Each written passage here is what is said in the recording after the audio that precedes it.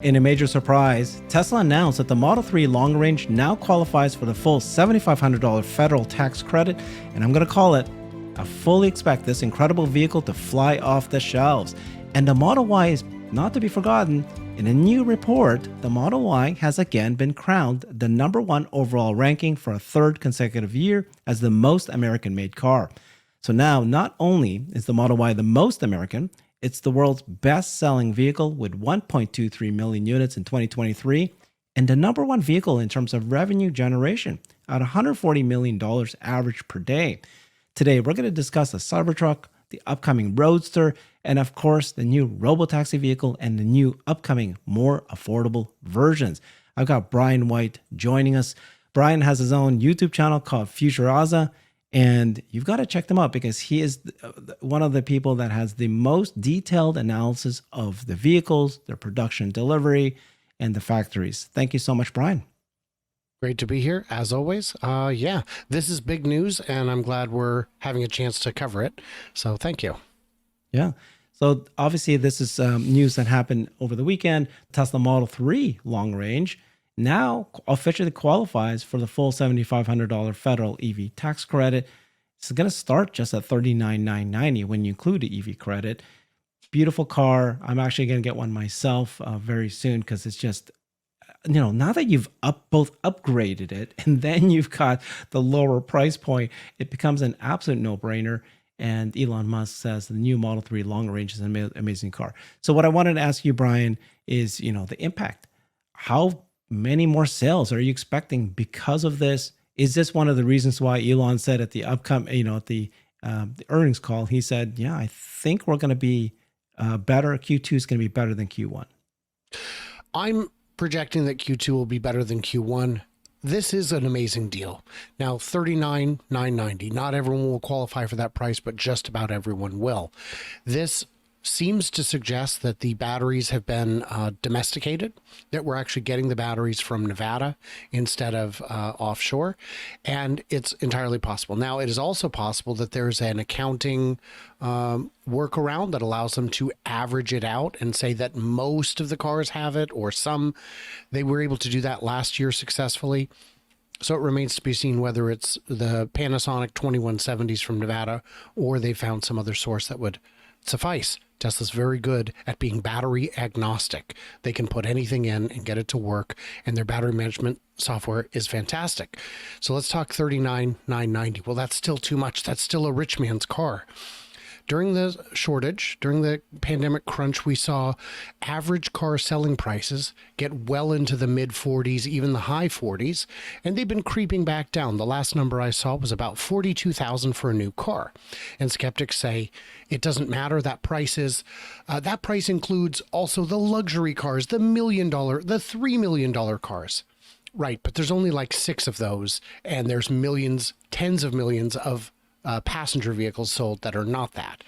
So what are you getting for $39,990? Find me another car with panoramic glass, with an infotainment in the rear seat, with the connectivity, with the free autopilot, which is better than the premium adaptive driver assistance systems in other vehicles.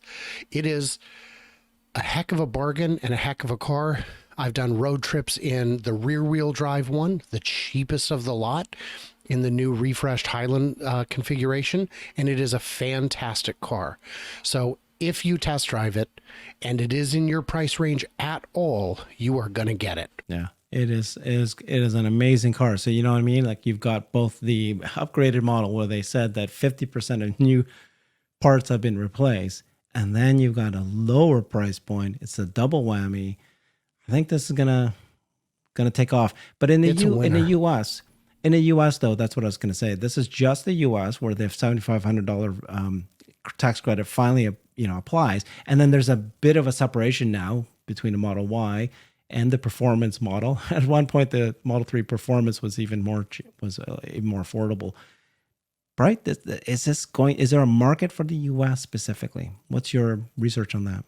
Well, we've talked about this before, where sedans are big around the world, bigger than they are in the U.S.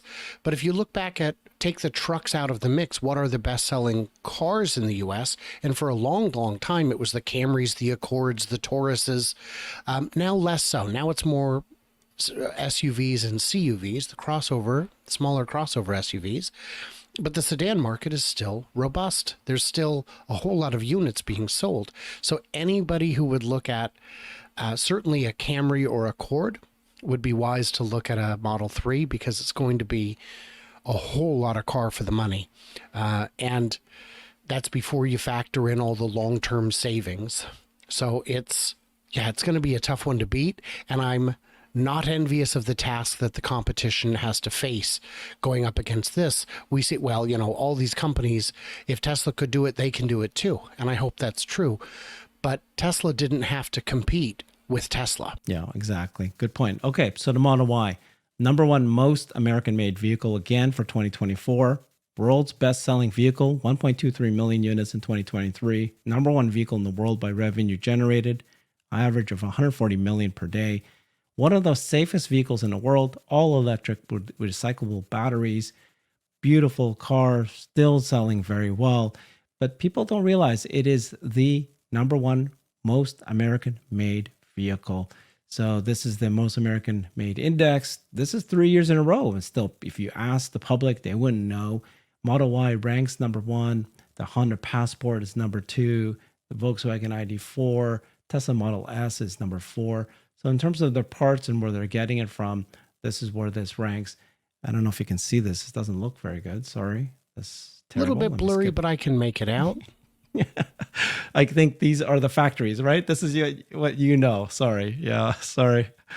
Terrible. Yeah, it's showing where these vehicles come from.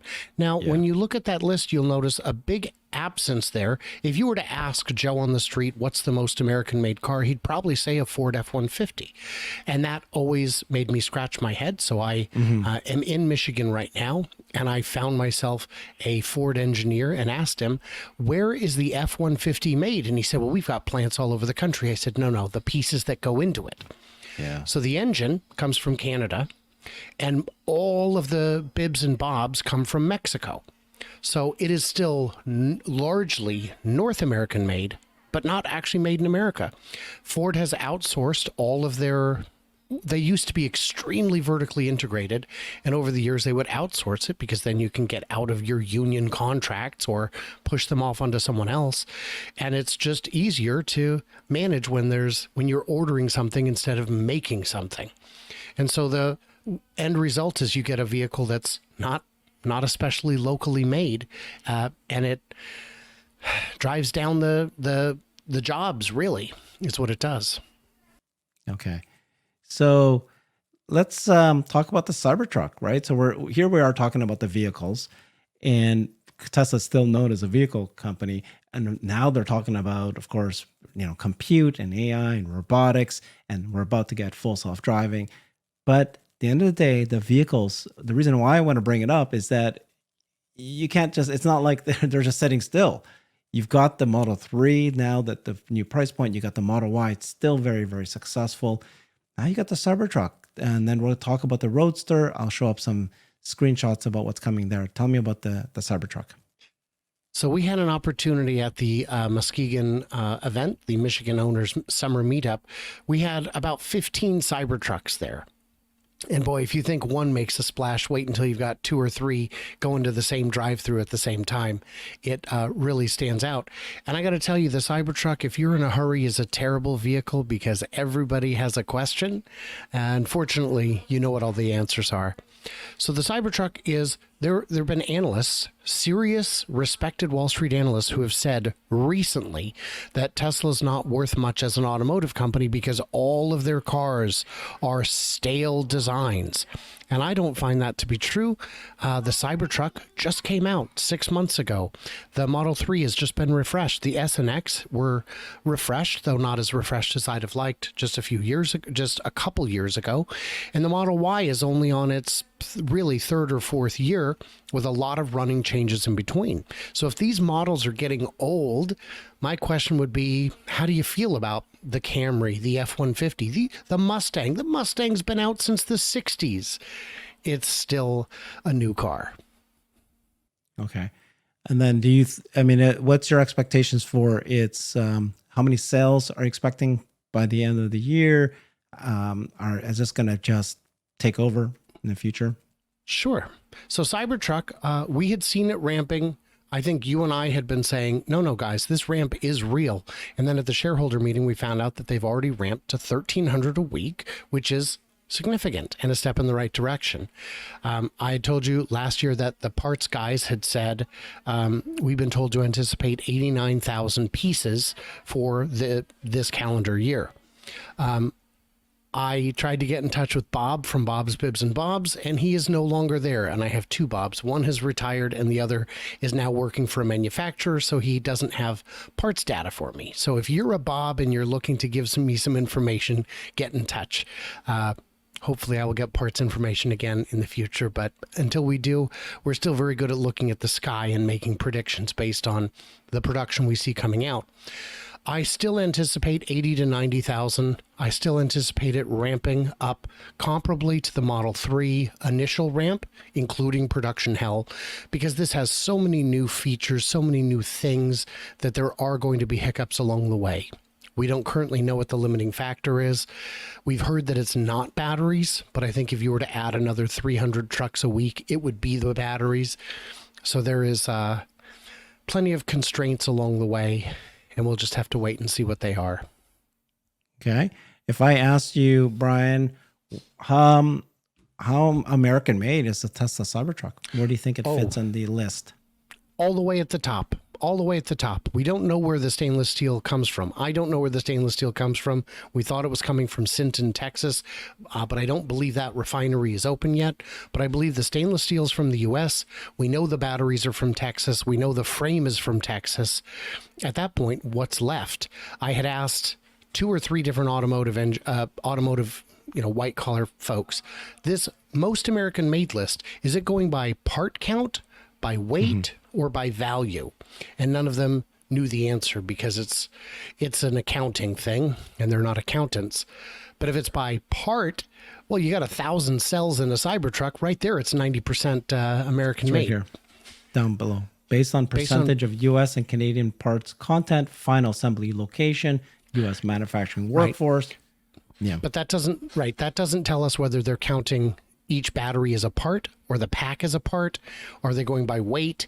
Are they going by value? Because it is the parts, but how do they weight them in the equation? Does one would adding 100 more rivets that are American made make the truck 100 parts more American? I don't think it would. So so the Cybertruck will absolutely be top 5.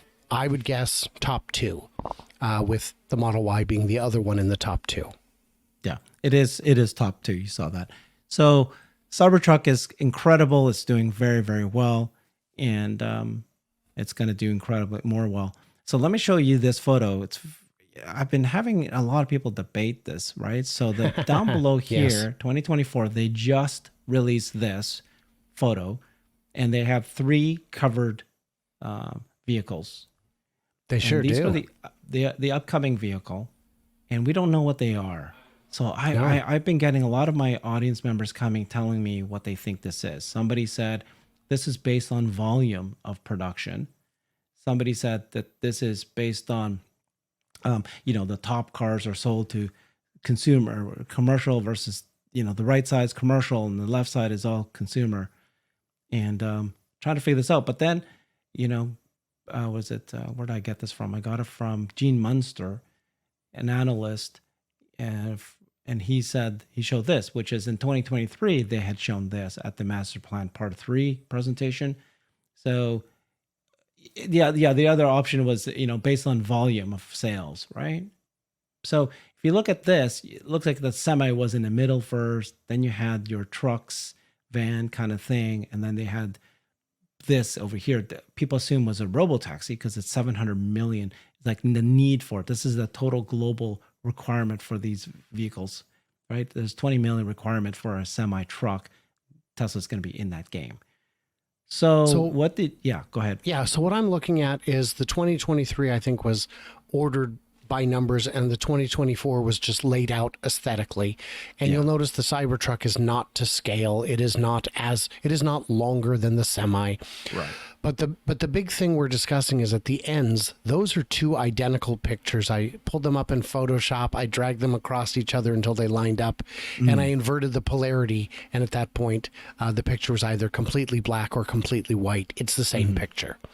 So what do those mean? That means to me that one has a steering wheel and one does not, and that it could be the same vehicle, but without a steering wheel.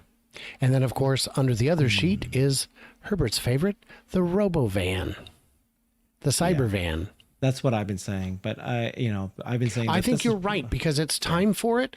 There's the Rivians, the Fords, the Mercedes. They all have electric Sprinter vans with a range of like 100, 150 miles. That's fantastic if it fits your use case. And for many delivery services, they know it does. But you need Tesla style range. You need 250 to 300 miles for everybody else. And Tesla could probably build a 300-mile version for the same price as the other guy's 100-mile version. And that would be a game changer. And then you could also use it in the boring tunnel. Actually, I don't think it's a van. I think it's going to be the robotaxi design vehicle. And if you create a robotaxi first design vehicle by first principles, you want space in between. I think it's going to be more like a London cab, where you can step inside. You might even be able to stand inside. You have lots of room for your luggage inside. You can have all these view, but I still see it as a 4-person kind of cab as opposed to a I van. agree with you on that. I've seen a lot of people say 2-person because that's mostly what you need, but what you need is simple. The more variations you have, the more expensive it is to make them all. And if you just make one thing and make 700 million of them, you make it easily. And the London cab, there are no 2-seat versions of the London cab. There are no 3-seat versions. They're all people movers, even though they usually only move one passenger. Yeah. So I am with you on that. My point is that even if the 90% of plus transportation is one person, you still want to give that one person incredible experience. You want to have them lie down. You want them to have a giant space for space. You need space. And so even one person, why make it so tight and small? You don't need to be worried about margins if it's robotaxi. You're not optimizing for cost. You are optimizing for experience. And because the revenue that you're going to get just blows everything away. Okay, but if you look at Amazon real quick, you'll notice that your box is too large. And the reason the box in which your product ships is too large is because it's cost effective to have 3 or 4 sizes of boxes instead of 20 sizes. They have no space for 20 boxes. That's a good point. Yeah, a great point. So this idea that these two though are like one's drivable, one's not drivable, one's with steering wheel, I don't see that. See, because I think there's going to be a robotaxi first design vehicle, and the other two are going to be the more affordable vehicles that are based on the same line. The question is, so why is it on the right here? People think that might actually be the Roadster. Why would it be under a sheet? Is it a ghost? Am I supposed to be scared? I don't know. We just don't know, but I think we'll get half of the answers we seek on August 8th. Absolutely. Okay, so we're back to our topic here, right? You've got the Model 3, Model Y doing incredibly well. The Model 3, they just did, and finally fell under the $7,500 EV credit, and they've upgraded it. They've already announced that the Model Y is not going to be. I'm sorry, it's over here, isn't it? The Model Y is not going to be refreshed this year. Elon, I want to make sure everybody's aware of that. You still have the Model S and the Model X here. And then we've got, these new vehicles. You got the Cybertruck taking off like crazy. They talked about the Semi now that Elon has approved, making that be in volume production. So every car seems to be doing incredibly well. And now we're going to hit this. So one of the criticisms people have about the Master Plan Part 2, which is still not complete, which is Tesla needs to get into all segments for the vehicles. what's your thinking about our progress there, and how likely are we going to blow this all out? Like, what percentage of these big numbers are we going to get? Those are 700 million is an insane number, and there's only like 2 billion cars in the world today. So I think that one is too high. Even 300 million is pretty aspirational. I don't know if the Model T ever got anywhere close to that, nor did the Volkswagen Beetle. So those numbers are very, very high. If you're going to include other manufacturers in these form factors or numbers, then of course it makes sense. But I don't think that's what Tesla's doing. No, they do. You don't think Up so? here, yeah, no, in 2023, when they were doing the Master Plan Part 3, all of these numbers were the global requirement. Oh, the global requirement. demand, the local amount, because they were talking about, right? They were talking about, like, how do we take the whole world to sustainable energy? And they did not say what portion is going to be Tesla's responsibility. So this is just saying there's 700 million market, TAM available for this particular vehicle. That's what they were saying. Not that Tesla's going to make that many. I gotcha. So I don't know. I guess, yeah. And then if you're looking to get even 5 or 10% of that total addressable market, it turns out to be a whole lot of money. So to your question, how many market segments will Tesla enter? I think we're coming up against a big wall of the unknown, which is autonomy. Once autonomy is solved, a lot of these personal automobile questions are the wrong question. And as Elon said, we can't get to the right answer if we're asking the wrong question. Why not have blinker stocks? Well, if in a few months you're not going to be driving anymore, what do you need them for? And I get that. I hope we're as close as Elon thinks we are. But in the past, he has been mistaken. So I'm not angry about the stocks. I will say that when my car takes a roundabout, it generally will not use the turn signals, which suggests it's been training on users who've had no blinker stocks, because I know a lot of them won't use it either. So what is going to happen in the next few years? Will they hit every market segment before autonomy arrives? I don't think so. I don't think we're going to see a small van and a big van and all the other things people want.